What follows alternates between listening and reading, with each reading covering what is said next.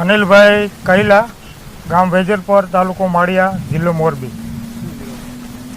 અમારા Power Grid corporation કંપનીની જે હેવી વીજ લાઇન નીકળે છે તેમાં ગ્રામ્ય સ્તરેથી માંડી સરપંચ, તાલુકા પંચાયતના સભ્ય, જિલ્લા પંચાયતના સદસ્ય, ધારાસભ્ય, મિનિસ્ટર અને મુખ્યમંત્રી સુધી સતત 7-8 મહિનાથી આ તમામ આગેવાનો અને અમારા સ્થાનિક પ્રતિનિધિઓ ખૂબ લડત ચલાવી સરકારના કાન સુધી, તમામ સાંસદ સભ્ય સુધી પણ અમે આ અવાજ પહોંચાડી અને ત્યાં ઠેઠ મિનિસ્ટ્રીની અંદર પણ અમારો આ વાતને અમે મૂકી છે ખેડૂતો દ્વારા અને આગેવાનો દ્વારા, છતાંય આજ સુધી કોઈ નિરાકરણ આવ્યું નથી।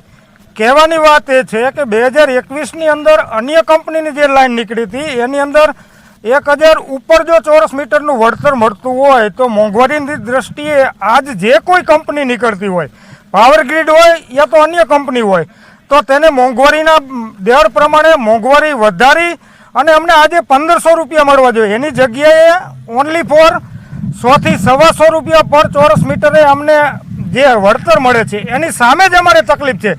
દેશના વિકાસમાં કિસાન હંમેશા પાછળ ન હોય, ક્યારે અમારું યોગદાન છે દેશના વિકાસમાં, પરંતુ અમારી સાથે અન્યાય કરી અને અમારી મહામૂલી અને મોંઘામૂલી સોનાના ટુકડા જેવી જમીનની અંદર એક વીઘો અમારી જમીન જતી હોય અને 50 થી 60 હજાર રૂપિયા વળતર મળતું હોય તો ખેડૂતનો અવાજ કેમ કોઈ સાંભળતું નથી? અમારી વ્યથા અને વેદના એ છે।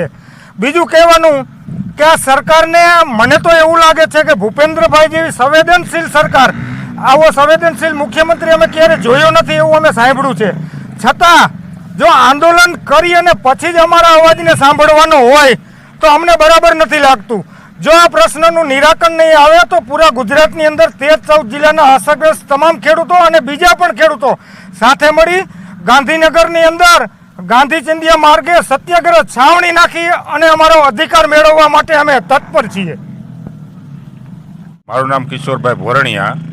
વેજનરમાં પાવરગ્રીડ કંપની જે નીકળી છે એ અમારા જબરજસ્તી કરી અમને દબાવી, પોલીસ રક્ષણ મગાવી અને ખેતરમાં પરાણે કામ કરવા માટે આવે છે। અમને પૂરું વળતર નહીં દે તો અમે કોઈ કામ કરવા દેવાના નથી। કદાચ એના માટે અમારે જાન દેવો પડે તો અમે દઈશું। બળજબરીમાં પોલીસવાળા લઈ આવે, ટાંટિયા ચાલીને બહાર કાઢી મૂકે છે, ખેતરમાં આજુબાજુના ખેતરમાં કામ કરવા ખેડૂત નથી દેતા। અમારી જમીનમાં અમને આવડનો દેવાનો વાંધો નથી પણ બીજાના ખેતરમાં કામ નથી કરવા દેતા।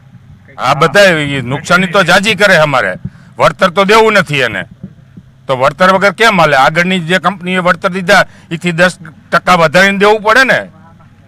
આમાં સરકારે કાંઈ કરતી નથી। અમે ગાંધીનગર જઈ છીએ, દિલ્હી લગી રજૂઆત કરી, ખેડૂતનું કોઈ સાંભળવા જ નથી માગતું। મહેશ કૈલા, ગામ વેજલપર।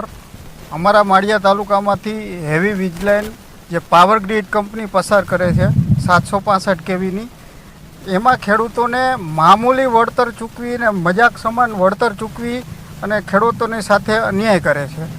તો લાસ્ટ 6 થી 8 મહિના થયા અમે ખેડૂત લોકો આ વળતર બાબતે લડત ચલાવી છીએ કે આજથી 2021માં 3 વર્ષ 4 વર્ષ પહેલાં અમારા જ વિસ્તારમાં જ્યારે સ્ટરલાઇટ કંપની નીકળી, સ્ટરલાઇટ કંપનીએ લાઇન પ્રસ્થાપિત કરી ત્યારે અહીંયા વળતર જમીનની માર્કેટ વેલ્યુ પ્રમાણે 1003 રૂપિયાની આડેગાળે ચૂકવું હતું ચોરસ મીટરના। તો અત્યારે 765 kVની જ લાઇન છે, પાવરગ્રીડ કંપનીની લાઇન છે, તો જો સ્ટરલાઇટ કંપની 1003 રૂપિયા જેવું વળતર ચૂકવી શકતી હોય તો આ કંપની કેમ નથી ચૂકવતી?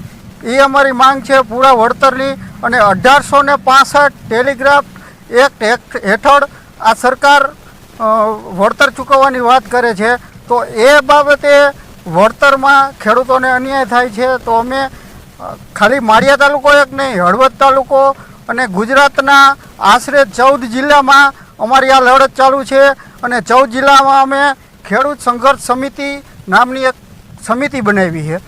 તો 14 જિલ્લા મળી અને આવનારા સમયમાં અમે ગાંધીનગરમાં પણ આ બાબતે લડત કરવાના છે।